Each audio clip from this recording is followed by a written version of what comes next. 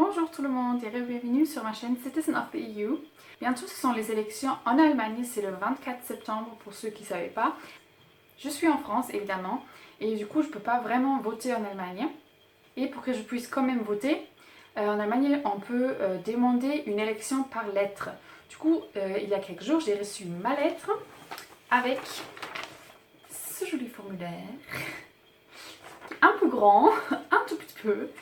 Et oui, maintenant je vais vous expliquer comment ça marche avec la liste, comment faire son croix, son petit croix. Et voilà, j'espère que vous apprenez quelque chose et on va commencer tout de suite.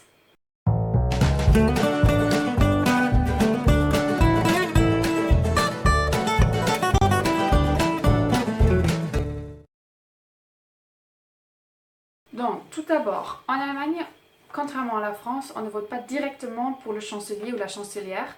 Donc, on ne va pas faire son croix Angela Merkel ou Martin Schulz, ce sont les deux candidats qui sont candidats pour la chancellerie. Mais on vote indirectement par parti. Du coup, vous n'allez pas voir le nom de Madame Merkel ou de Monsieur Schulz sur cette lettre. Donc, premièrement, vous voyez, en Allemagne, on a deux voix. Sie haben zwei Stimmen. Vous avez deux voix. Donc, il faut faire deux croix. À gauche, c'est la première voix et à droite, c'est la deuxième voix. Là, il y a beaucoup plus de choix, comme vous pouvez voir. En gros, ça fonctionne comme ça. La première voie, à gauche, c'est un candidat direct pour la circonscription dans laquelle on habite. Moi, c'est encore chez ma mère que je vote. Du coup, c'est les candidats qui sont là pour cette circonscription. Ici, on a des candidats pour la CDU. La CDU, c'est la Christlich-Demokratische Union Deutschlands. C'est plutôt les conservateurs. Après, on a un candidat pour la SPD, c'est les socialistes. Un pour les Verts, un pour la gauche, un pour l'extrême droite et un pour les libéraux. Et tout en bas pour les électeurs libéraux. Ça, c'est, je sais pas comment dire. C'est assez récent, je pense. C'est peut-être plutôt conservateur. Je sais pas. Mais comme vous pouvez voir, il n'y a pas tous les partis qui proposent un candidat direct parce que voilà, c'est assez improbable qu'ils gagnent le siège. Normalement, ça se joue entre les deux premiers, entre les socialistes et les conservateurs. Du coup, les tout petits partis n'ont même pas proposé un candidat direct. Donc, avec cette première voie, par exemple, imaginons, moi, je vote les socialistes. Et les socialistes gagnent aussi dans ma circonscription. Ça veut dire que Monsieur Dr. Schabdot va aller au Parlement directement. Du coup, comme j'avais lu, il y a 299 circonscriptions. Comme ça, chaque circonscription élit son candidat qui va directement au Parlement. Et comme ça, déjà 299 sièges sont remplis. Après, nous avons la deuxième voie. Ici, il y a beaucoup plus de choix et c'est aussi la voie la plus importante.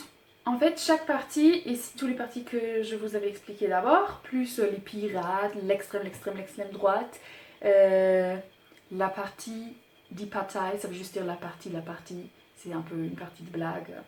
Après, genre tous les petits partis. Par exemple, une partie pour les droits des animaux, des choses comme ça. Chacune de ces partis propose une liste pour le Bundesland, donc pour la région. Et si par exemple, au final, en Allemagne, la CDU de Mme Merkel aura 40%, il y aura 40% des sièges qui sont pour la CDU au Parlement. En fait, c'est une élection proportionnelle, la deuxième voie. Pareil pour la CSPD, si la SPD gagne 20% des voix, 20% des sièges, ça va être pour la SPD, pareil pour les Verts, etc., etc. Mais en Allemagne, il y a la Sperrklausel, ça veut dire que pas tout le monde qui a gagné des pourcents peut aller directement au Parlement. Il faut avoir au moins 5% des voix ou 3 mandats directs. Donc si on ne remplit pas une des deux conditions, la partie ne va pas aller au Parlement. Maintenant, il y a une dernière chose qui est vraiment compliquée dans le système des élections allemands, et c'est les Überhangmandate. J'ai cherché le mot en ligne, ça veut dire mandat surnuméraire. Je ne connaissais pas ce mot, mais voilà, c'est ce que leo.org me dit. En gros, c'est, imaginons que la CDU de Mme Merkel gagnait tous les mandats directs. Du coup, ils ont 299 sièges. Mais pour la deuxième voie, ils gagnent juste 100 sièges. Du coup, pour que les mandats directs ne se perdent pas, la CDU aura quand même 299 sièges. Et les 199 sièges qui n'étaient pas gagnés avec la deuxième voie, c'est les Überhangmandate, donc les mandats surnuméraires. Ce système des mandats surnuméraires, c'est un peu discuté en Allemagne et avant chaque élection, on veut l'abolir. Mais jusqu'au moment où on ne l'a pas fait. Du coup, pour cette élection, ça va encore être le cas. Donc moi, je vais remplir ça bientôt. J'ai encore aucune idée qui je vais voter, pour quel parti je vais voter, donc voilà. Mais je vais faire ça bientôt parce que je dois l'envoyer jusqu'au 24 septembre et je veux pas que ça arrive en retard et je peux pas participer. Du coup, je vais faire ça bientôt, mais je voulais vous filmer cette vidéo d'abord. J'espère que ça vous a plu, j'espère que vous avez appris quelque chose. Si vous avez encore des questions par rapport aux élections, posez des questions en bas. Mais la semaine prochaine, je vais vous faire aussi une vidéo sur les différences dans les élections en Allemagne et en France. Donc il y aura un petit peu plus d'informations dans cette vidéo.